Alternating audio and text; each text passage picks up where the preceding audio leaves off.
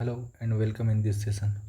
आज हम लोग मेडिएवल हिस्ट्री का थर्ड पार्ट देखने वाले हैं। इससे पहले हमने बाबर, हुमायूं और अकबर के बारे में देख चुके हैं हम लोग। आज हम लोग स्टार्ट करने वाले हैं जहांगीर के बारे में, जहांगीर से। तो भाई आज का पहला क्वेश्चन है 572।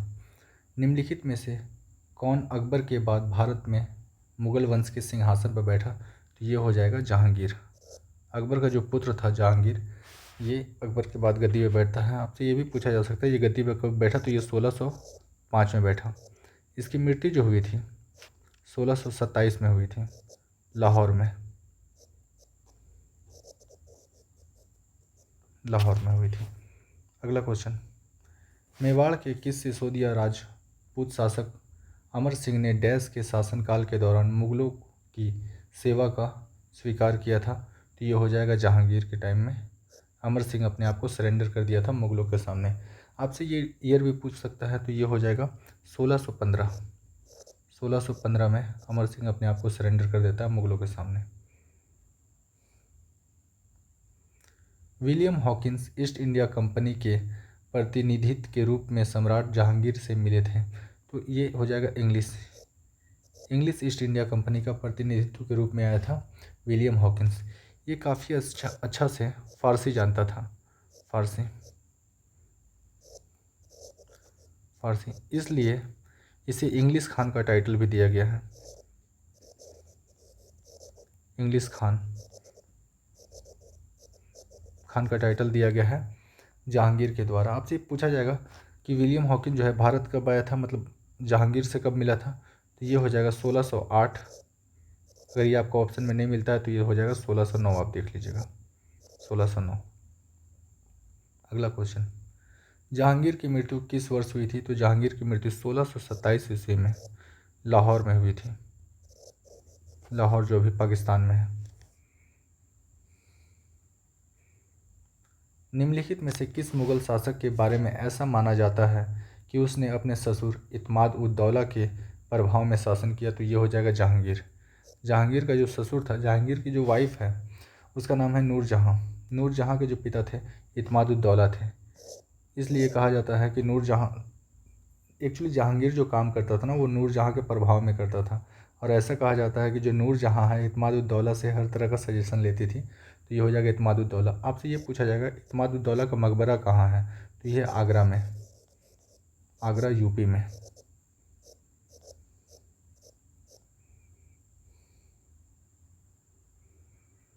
बेगम नूरजहाँ का विवाह पूर्व नाम क्या था?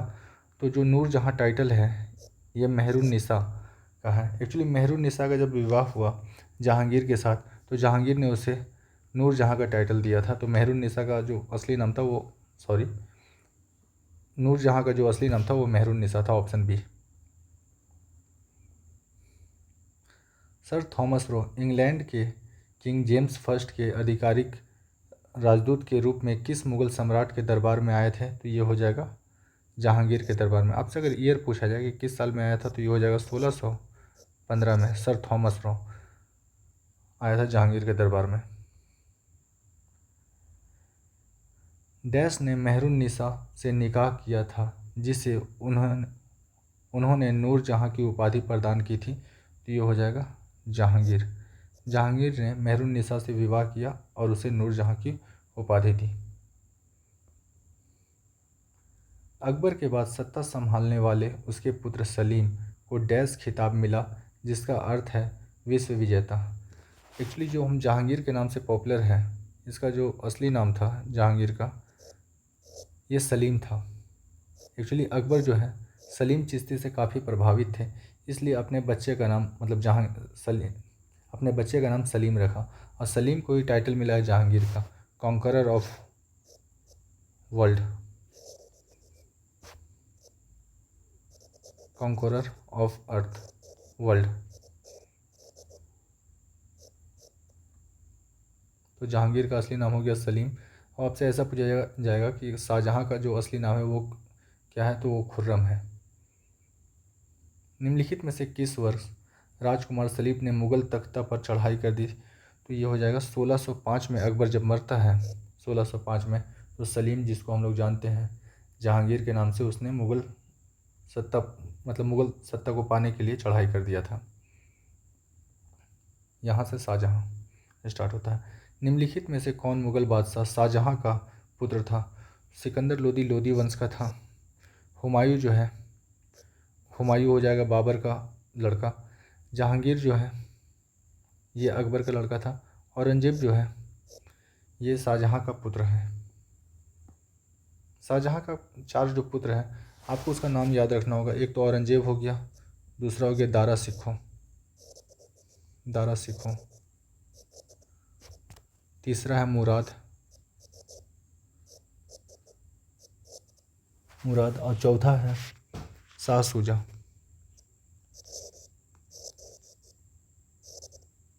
शाह शुजा। इन चारों लड़कों का नाम याद रखिए। सबसे बड़ा लड़का जो था दारा सिखो और सबसे छोटा औरंगजेब था, और मुराद एंड शाह शुजा। दारा सिखो के पिता का नाम क्या था? दारा सिखो के पिता का नाम शाहजहाँ था। शाहजहाँ का ये जो बड़ा बेटा था वो दारा सिखो हुआ। डैश को वास्तुकार राजा कहा जाता है क्योंकि उसके शासनकाल के दौरान दुनिया ने मुग़ल साम्राज्य की कला और संस्कृति का एक अनूठा विकास देखा था। तो शाहजहाँ के काल में ही सबसे ज़्यादा कंस्ट्रक्शन हुआ है। जो भी आप लाल किला देख रहे हैं या फिर मोती मस्जिद वगैरह देख रहे हैं तो ये शाहजहाँ के टाइम में ही हुआ था। इसलिए शाहजहाँ को वास्तुकार राजकुमार राजा कहा जाता है, वास्तुकार राजा, प्रिंस ऑफ बिल्डर। शाहजहाँ के ज्येष्ठ पुत्र का नाम क्या था? शाहजहाँ का जो बड़ा बेटा था उसका नाम था दारा सिखो, दारा सिखो। मुग़ल सिंहासन संभालने से पहले शाहजहाँ को डैश कहा जाता था। तो शाहजहाँ का जो वास्तविक नाम था ये था खुर्रम।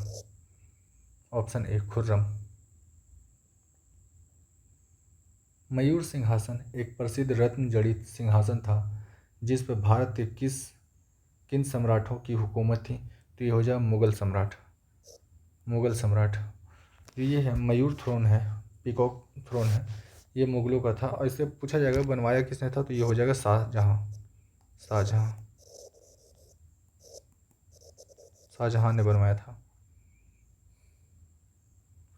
फ्रांस का रहने वाला फ्रैंकोइस बर्नियस सम्राट डैश के ज्येष्ठ पुत्र दारा सिखो के चिकित्सक के रूप में मुग़ल दरबार से जुड़ा हुआ था। तो ये हो जाएगा शाहजहाँ का जो बड़ा बेटा था उसका नाम था दारा सिखो, और दारा सिखो का जो पर्सनल डॉक्टर था ये फ्रैंकोइस बर्नियस था। शाहजहाँ डैश मुग़ल शासक था? तो सबसे पहला हो जाएगा बाबर, बाबर। दूसरा है हुमायूं, तीसरा अकबर, चौथा जो है जहांगीर, जहांगीर, और पांचवा हो जाएगा शाहजहाँ। देवराय की लड़ाई में औरंगजेब ने निम्नलिखित में से किसे पराजित किया? तो देवराय की लड़ाई में औरंगजेब ने दारा सिखो अपने बड़े भाई को पराजित किया था। आपसे ये डेट भी पहले पूछा गया है कि देवराय का जो लड़ाई है ये कब हुआ था? तो ये हुआ था 1659 में। ये क्वेश्चन दोबारा से रिपीट हो गया, सेम क्वेश्चन है।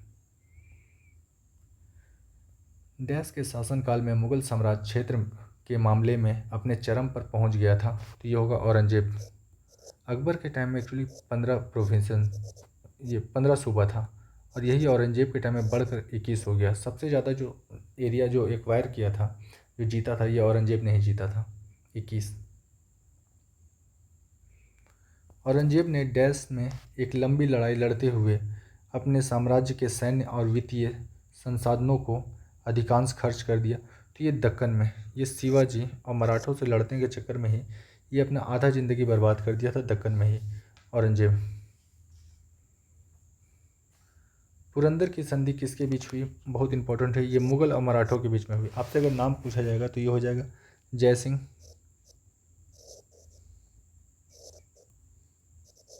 जय सिंह और शिवाजी के बीच में, शिवाजी के बीच में। आपसे अगर ईयर पूछा जाए तो ये ईयर होगा 1665, पुरंदर की संधि शिवाजी और जयसिंह के बीच में। औरंगजेब जो एक मुग़ल सम्राट था था का निधन किस सन में हुआ है? तो ये 1707 में हुआ है। आपसे पूछेगा ये कहाँ पर मरा, तो ये खुलदाबाद,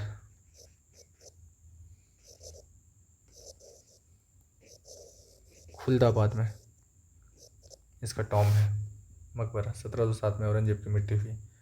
औरंगजेब ने अपने पिता डैश को आगरे के किले में कैद करके रखा था। तो औरंगजेब ने अपने पिता शाहजहां को आगरा के किले में कैद करके रखा था, ऑप्शन बी। औरंगजेब डैश का पुत्र था? औरंगजेब शाहजहां का पुत्र था। यहाँ से स्टार्ट हो रहा मुगल एडमिनिस्ट्रेशन। मध्यकाल में भोग का अर्थ क्या था? तो भोग का अर्थ होता है राजस्व कार्य, राजस्व कार्य। एक्चुअली जो राजा होता था, राजा का असली काम होता था राज करना, तो इसी को उस समय भोग कहा जाता था। निम्नलिखित में से किस मुगल प्रशासन के दौरान शाही घराने की देखभाल का प्रभार दिया जाता था? किसे शाही घराने की देखभाल का प्रभार दिया जाता था? तो मीर बख्शी जो होता था ये बॉडीगार्ड का काम करता था। शाही घराने का जो भी मेंबर होता था उसका जो बॉडीगार्ड का काम करता था मीर बख्शी, ऑप्शन डी। मुगल प्रशासनिक व्यवस्था में मनसबदारी व्यवस्था की शुरुआत किसने की थी? तो मनसबदारी प्रथा की जो शुरुआत है ये अकबर ने किया है, ऑप्शन ए।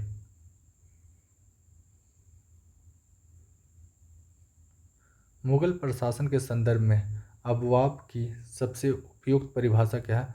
अबवाब एक तरह का ज़मीन पे लगने वाला, खेती वाला ज़मीन पे लगने वाला टैक्स होता था, और ये जो टैक्स होता था हर चीज़ का टैक्स से ज़्यादा होता था। फॉर एग्जांपल कोई अगर व्यापार करता है तो उसको एक चुंगी देना पड़ता था, उसी तरह अलग अलग चीज़ों के ऊपर टैक्स लगता था। पर जो अबवाब है ये उपजाऊ ज़मीन पे लगने वाला टैक्स था, और ये सबसे ज़्यादा टैक्स था। तो इस सारे ऑप्शन में से एक ही है, ज़मीन पे मूल लागत से अधिक और अतिरिक्त लगाया जाने वाला कर। फॉर एग्जांपल 10% हर साल टैक्स दिया जा रहा। किसी किसी साल में ना ये टैक्स बढ़ा के 15% या 25% के करीब कर दिया जाता था। इसी को अबवाब कहा जाता है। मुगल प्रांतीय प्रशासन में आमतौर पर दीवानी का अर्थ क्या होता था? दीवानी एक तरह का टैक्स है, दीवानी एक तरह का टैक्स है। तो कानून व्यवस्था नहीं, आपराधिक न्याय शास्त्र नहीं, अपराधी न्याय प्रणाली नहीं, ये राजस्व प्रणाली है, एक तरह का टैक्स लेने का प्रणाली है दीवानी। मुगल शासन के संदर्भ में जब्त सब डैश प्रणाली से संबंधित है, तो ये भी राजस्व है।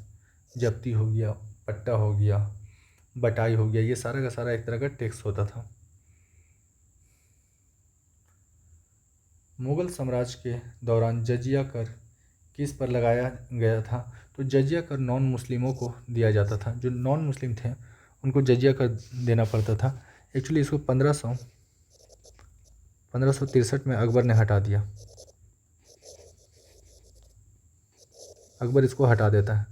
फिर औरंगजेब गद्दी पर बैठता है और ये 1679 में दोबारा से जजिया को अप्लाई करता है। औरंगजेब अप्लाई कर देता है दोबारा से। फाइनली जो जजिया है इंडिया से ख़त्म होता है 1720 में। 1720 में मोहम्मद शाह रंगीला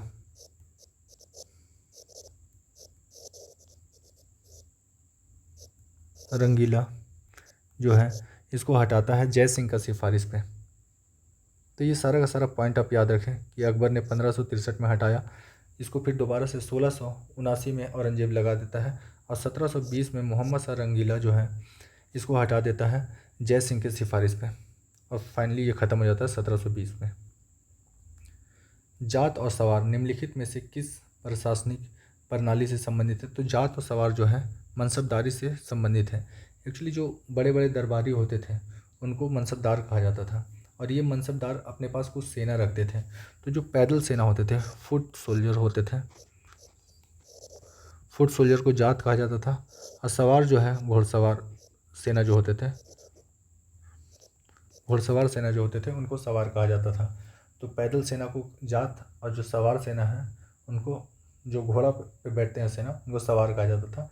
ये मनसबदारी प्रणाली का एक पार्ट है, ऑप्शन सी। निम्नलिखित में से मिलाप करना है। सदर, सदर जो होता था ये धार्मिक मामलों का देखभाल करने वाला मंत्री होता था। तो इसका हो जाएगा 1 का 3। फौजदार जो होता था ये सैनिक वेतन अधिकारी होता था, और कोतवाल जो है ये नगर में जो पुलिस का काम करता था वो जो कोतवाल बोलते हैं। तो पहला का हो जाएगा 3, दूसरा का 1 और तीसरा का हो जाएगा 2। तो ऑप्शन सी सही है। सदर जो है धार्मिक और धर्मार्थ किए जाने वाले कार्यों का मंत्री होता था। फौजदार हो गया, सैनिक वेतन अधिकारी हो गया, कोतवाल जो है नगर का पुलिस अधिकारी हो गया। ऑप्शन सी इसका सही होगा। अकबर के शासनकाल में डैश सेनापति थे, तो मीर बख्शी जो था वो सेनापति था अकबर के शासनकाल में, मीर बख्शी। मुगल प्रशासन में सरकार शब्द का अर्थ जो होता है जिला होता है। सरकार शब्द का अर्थ होता है जिला। गांव जो है एक पर्टिकुलर एक छोटा सा जगह पे होता था, जो गांव में लिमिटेड लोग रहते थे। बहुत सारे जब गांव मिलता था तो उसको बोलते हैं प्रांत, अब बहुत सारे जब प्रांत मिलता है तो उसको बोलते हैं जिला। जिला, और जिला को ही उस समय सरकार कहा जाता था। मेडिएवल आर्किटेक्ट, यहाँ से बहुत इंपॉर्टेंट टॉपिक स्टार्ट है। फतेहपुर सिकरी में स्थित बुलंद दरवाज़ा निम्नलिखित में से किस मस्जिद का प्रवेश द्वार है? तो बुलंद दरवाज़ा जो है ये है जमा मस्जिद का प्रवेश द्वार। जमा मस्जिद का प्रवेश द्वार है फतेहपुर सिकरी। आपसे ऐसा पूछा जा सकता है कि बुलंद दरवाज़ा किसने बनाया है? तो बुलंद दरवाज़ा जो है अकबर ने बनवाया था। अकबर ने बनवाया था। आपसे क्वेश्चन ये भी पूछा जा सकता है किस मुगल सम्राट ने अपनी राजधानी को आगरा से फतेहपुर सिकरी शिफ्ट कर दिया था? तो ये अकबर होगा। अकबर ने ही फतेहपुर सिकरी जो शहर है इसे बसाया था। निम्नलिखित में से कौन सा स्मारक मोहम्मद कुली कुतुब शाह द्वारा बनाया गया है? तो चार मीनार जो है, चार मीनार, हैदराबाद का चार मीनार, ये कुली कुतुब शाह द्वारा बनाया गया है। Option D. निम्नलिखित में से किस शासक को दिल्ली में पुराना किला के निर्माण का श्रेय जाता है? तो पुराना किला का निर्माण जो है हुमायूं और शेरशाह दोनों को जाता है। एक्चुअली पहले इसका जो काम कराया है हुमायूं जब देश छोड़कर भाग जाता है चौसा और कन्नौज की लड़ाई के हार के बाद देश छोड़ के, तो वहाँ पर कब्जा हो जाता है शेरशाह सूरी का। तो कुछ काम जो है शेरशाह सूरी ने करवाया है। जब शेरशाह सूरी का डेथ होता है और सरहिंद का लड़ाई होता है 1555 में, सरहिंद की लड़ाई में हुमायूं जीत जाता है और उसके बाद हुमायूं फिर से भारत का सुल्तान बन जाता है, मुगल वंश का राजा बन जाता है, और उसके बाद कुछ काम फिर हुमायूं ने करवाया था। तो इसका श्रेय हुमायूं और शेरशाह सूरी दोनों को जाएगा। अलंकरण की कला जिसे पेट्रा ड्योरा कहा जाता है, किसके शासनकाल में लोकप्रिय हुआ था? तो जो पेट्रा डोरा है, आपसे पूछा जाएगा कि पेट्रा डोरा जो पद्धति है इसका यूज कहाँ पर हुआ है? तो ताजमहल में हुआ है। इसमें होता क्या है कि दो रंगीन पत्थर को इस तरह से काट कर एक दूसरे में चिपकाया जाता है कि आपको देखने में ऐसा लगेगा कि वो दोनों मतलब क्या बोलेंगे, नेचुरली वैसा बना था, नेचर में ही इस तरह था। तो ये जो है शाहजहाँ के टाइम में सबसे ज़्यादा पेट्रा डोरा का शैली का इस्तेमाल हुआ है। भारतीय उपमहाद्वीप का प्रथम उद्यान मकबरा कौन सा है? तो ये हुमायूं का जो मकबरा है, हुमायूं का मकबरा, इसको गार्डन टॉम भी कहते हैं। Garden Tom. आपसे ये पूछा जाएगा कि हुमायूं का जो मकबरा है इसे किसने बनाया है? तो हुमायूं का जो मकबरा है उसकी वाइफ हमीदा बानो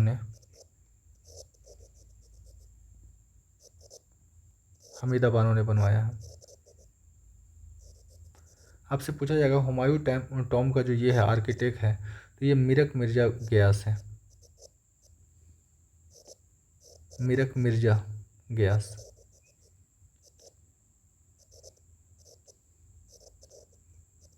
मीरक मिर्जा गयास आर्किटेक्ट पूछा जाएगा। तो मीरक मिर्जा गयास। किसने बनवाया है? तो हमीदा बानो ने बनवाया है। और जो उद्यान मकबरा है भारत का पहला, ये हुमायूं का मकबरा को कहते हैं, जो कि दिल्ली में है।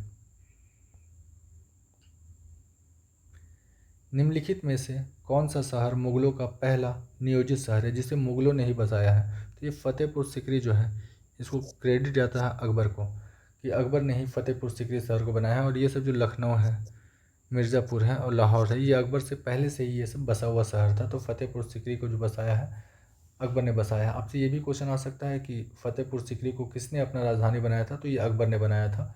और उससे पहले मुगलों का जो राजधानी था वो आगरा था। आपसे ये भी पूछा जा सकता है कि दिल्ली को किस मुगल सम्राट ने अपनी राजधानी बनाई थी? तो इसको शाहजहाँ ने अपनी राजधानी बनाई थी। निम्नलिखित में से किसने हैदराबाद के चार मीनार का निर्माण कराया है? तो हैदराबाद के चार मीनार का जो निर्माण है कुली कुतुब शाह, ऑप्शन डी, कुली कुतुब शाह ने करवाया है। निम्नलिखित में से किस शासक ने जयपुर में हवा महल का निर्माण करवाया है? तो हवा महल का निर्माण जो है सवाई प्रताप सिंह ने करवाया है। हवा महल सवाई प्रताप सिंह, ऑप्शन बी।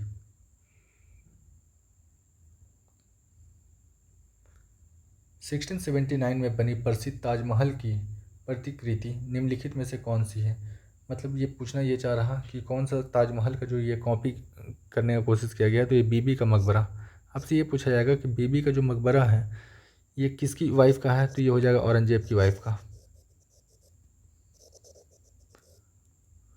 औरंगजेब की वाइफ का जो मकबरा है बीबी का मकबरा। ये ताजमहल को कॉपी करने का कोशिश किया गया है पर बहुत बेकार सा बना है। सिकंदरा में सम्राट डैश का मकबरा है? तो अकबर का जो मकबरा है ये सिकंदरा में है।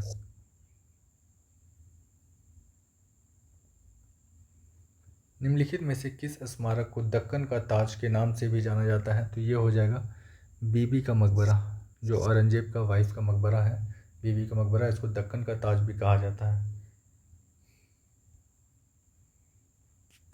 चार मीनार जो कि एक लोकप्रिय स्मारक और मकबरा है कहाँ स्थित है? तो चार मीनार हैदराबाद में है, हैदराबाद तेलंगाना।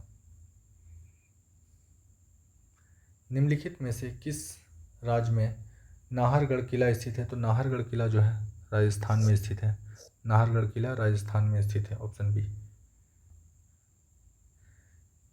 दिल्ली में लाल किले का निर्माण निम्नलिखित में से किसने कराया है? तो लाल किले का जो निर्माण है ये शाहजहाँ ने कराया है, शाहजहाँ। शाहजहाँ को आपसे ऐसा भी क्वेश्चन आ सकता है कि शाहजहाँ को लाल किला बनाने का मोटिवेशन किससे मिला था? तो ये फारस में एक बिल्डिंग था, उस बिल्डिंग को देखकर इसको मोटिवेशन मिला कि लाल किला का निर्माण कराएं। ताजमहल आगरा शहर में डैश नदी के तट पर है? तो आगरा जो है ताजमहल जो है ये यमुना नदी के दाहिने साइड पर है। इत्माद-उद-दौला का मकबरा कहाँ स्थित है? तो इत्माद-उद-दौला का जो मकबरा है ये आगरा में है। इत्माद-उद-दौला का मकबरा में ही सबसे पहली बार जो है संगमरमर, वाइट संगमरमर का यूज हुआ था। तो ऐसा इसलिए कहा जाता है कि जो ताजमहल बनाने के लिए जो वाइट संगमरमर का जो मोटिवेशन मिला है कि वाइट से अच्छा लगेगा, खूबसूरत दिखेगा, ये जो है इत्माद-उद-दौला का मकबरा है। ये जो है नूरजहाँ के पिता थे, नूरजहाँ।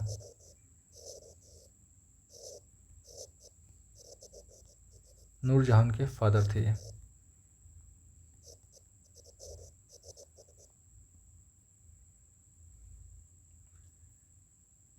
निम्नलिखित में से कौन सा महल तिरुवनंतपुरम में स्थित है? तो कनुकुन्नु पैलेस जो है ये तिरुवनंतपुरम में है। आपसे ये पूछा जाएगा चौमोहल्ला पैलेस कहाँ पर है?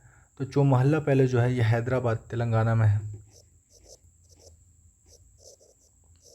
हैदराबाद तेलंगाना में है। अंबर पैलेस जो है ये राजस्थान में है।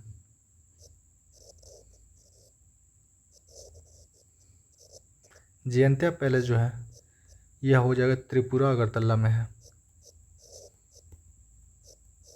त्रिपुरा अगरतला में है। और ये तिरुवनंतपुरम तो केरल में हो गया।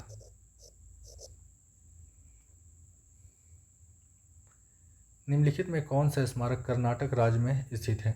तो गोल गुम्बद जो है ये कर्नाटक राज्य में है, गोल गुम्बद। चार मीनार जो है हैदराबाद में, हैदराबाद में है। बड़ा इमाड़ा जो है ये यूपी लखनऊ में है, लखनऊ में है। कुतुब मीनार जो है दिल्ली, दिल्ली में है। दिल्ली का लाल किला और जामा मस्जिद डैश के शासन की वास्तुकला की विशाल उपलब्धियां हैं? तो ये शाहजहाँ के शासनकाल में ही जामा मस्जिद और लाल किला बना है। भारत में वास्तुकला की चार बाग शैली किसने प्रारंभ की? तो ये हो जाएगा मुगलों ने चार बाग शैली की शुरुआत की थी। इसका जो पहला हम लोग को ये एग्जाम्पल देखने मिलता है ये हुमायूं का टॉम्ब,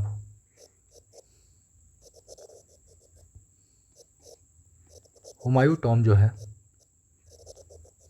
जिसको हमीदा बानो बेगम ने बनाया था, ये चारबाग शैली से बना है। ये जो बना है चारबाग शैली से बना है। तो मुगलों ने चारबाग जो वास्तुकला की शैली है इंट्रोड्यूस किया था इंडिया में। किस किले को गोल्डन फोर्ट के नाम से भी जाना जाता है? तो जैसलमेर का जो किला है राजस्थान, जो गोल्डन फोर्ट के नाम से भी जाना जाता है। अकबर द्वारा बनाया गया बुलंद दरवाज़ा किस शहर में है? तो बुलंद दरवाज़ा जो है फतेहपुर सीकरी में है। फतेहपुर सीकरी में बुलंद दरवाज़ा।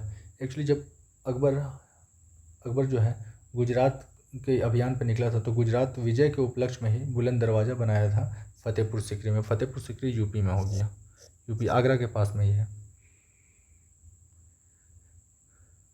राजवाड़ा महल डैश में स्थित है? तो राजवाड़ा महल जो है इंदौर में स्थित है।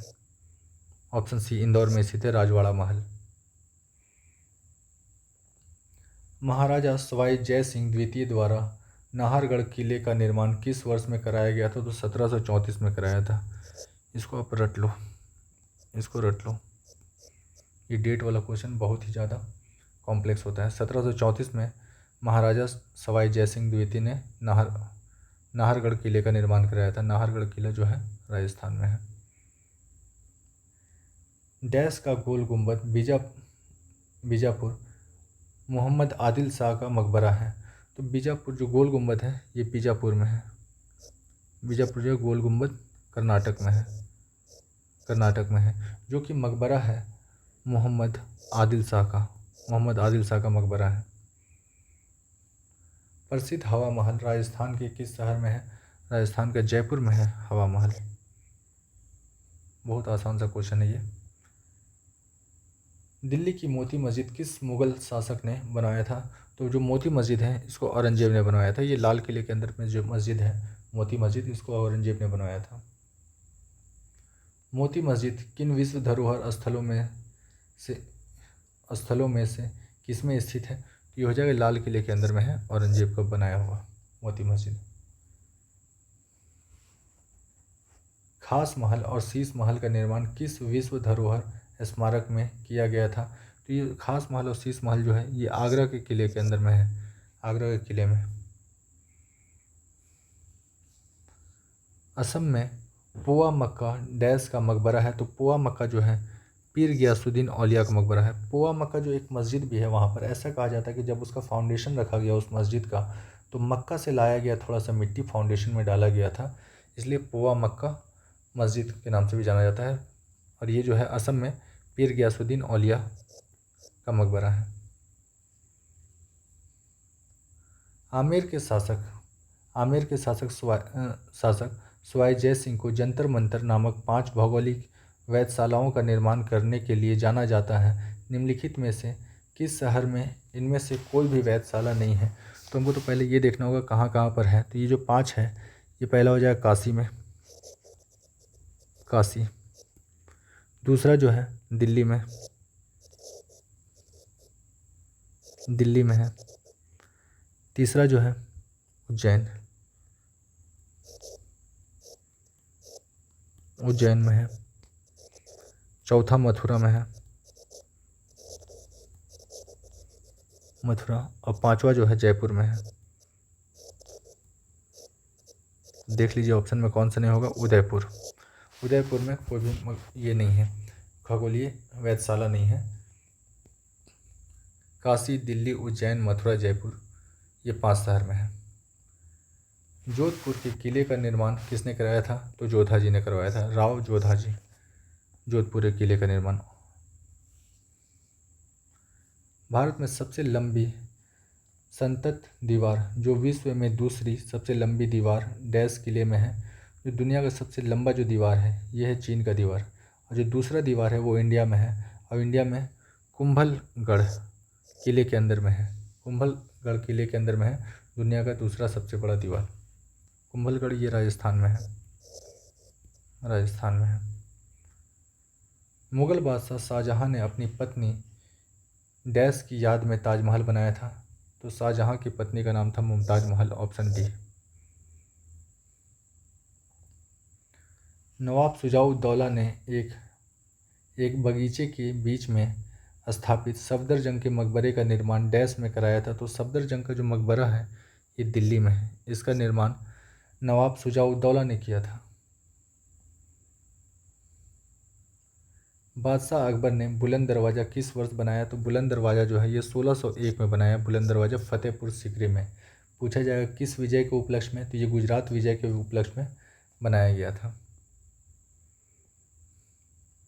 शेर शाह सूरी का मकबरा कहाँ स्थित है? तो ये सासाराम बिहार में स्थित है शेर शाह सूरी का मकबरा। और शेर शाह सूरी सूरी वंश के सबसे महान शासक हुए। भारत में निम्नलिखित में से कौन सी जगह आप मुगल सम्राट हुमायूं के पुस्तकालय को देखने के लिए जाएंगे? तो ये नई दिल्ली में है। नई दिल्ली में है। इसी को दीन पनाह या पुराना किला भी कहा जाता है। ये जो है हुमायूं का जो पुस्तकालय है दीन पनाह,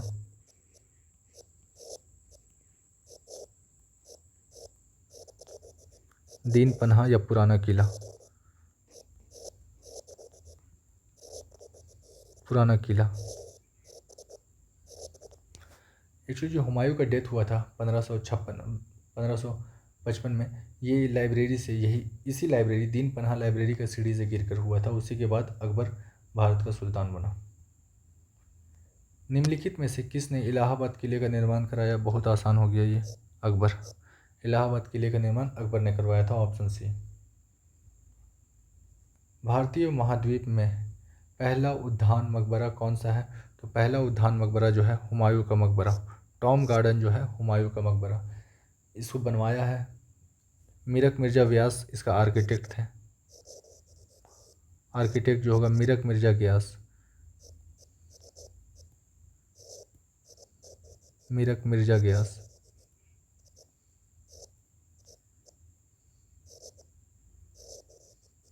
गियास।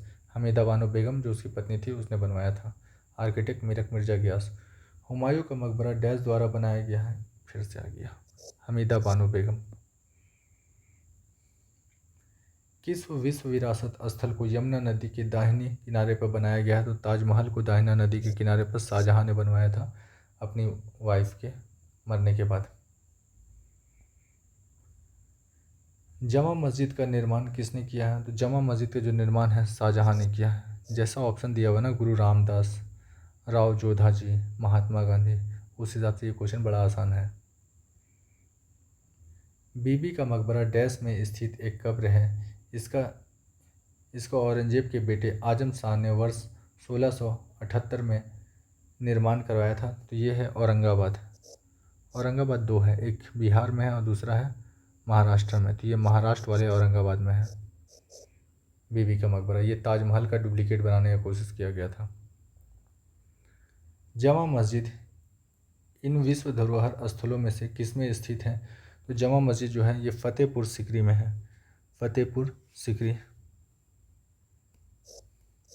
अब फतेहपुर सीकरी का जो ये है इंट्रेंस है, जमा मस्जिद का जो इंट्रेंस गेट है, यहीं पर बना है बुलंद दरवाज़ा, जिसको अकबर ने बनवाया है।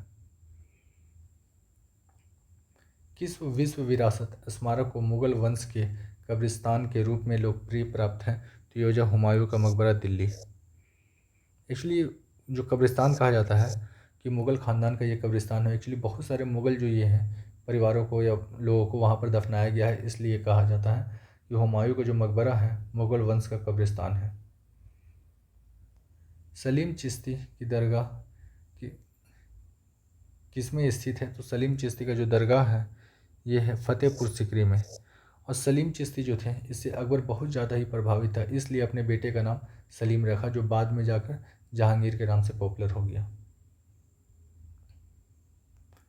कहा जाता है कि फ़ारस की राजधानी इस्फहान ने एक स्मारक के निर्माण के लिए प्रेरणा प्रदान की है। वह स्मारक निम्नलिखित में से कौन सा है? तो लाल किला जो है ये फ़ारस का एक बिल्डिंग का आर्किटेक्ट से ये प्रभावित होकर शाहजहां ने बनवाया था लाल किला। निम्नलिखित में से कौन सा स्मारक कुतुब परिसर का भाग नहीं है? तो बुलंद दरवाज़ा जो है ये फतेहपुर में है,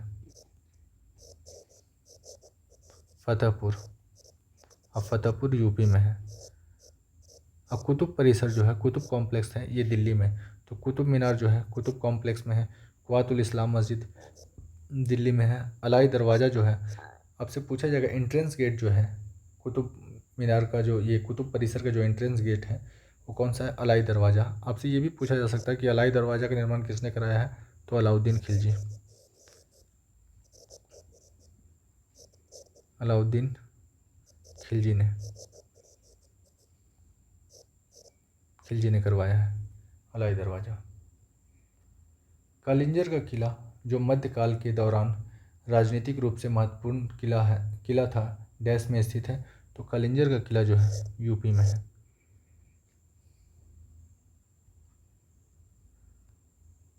शाह हमदान मस्जिद डैश नदी के किनारे है? तो शाह हमदान मस्जिद जो है ये श्रीनगर में है।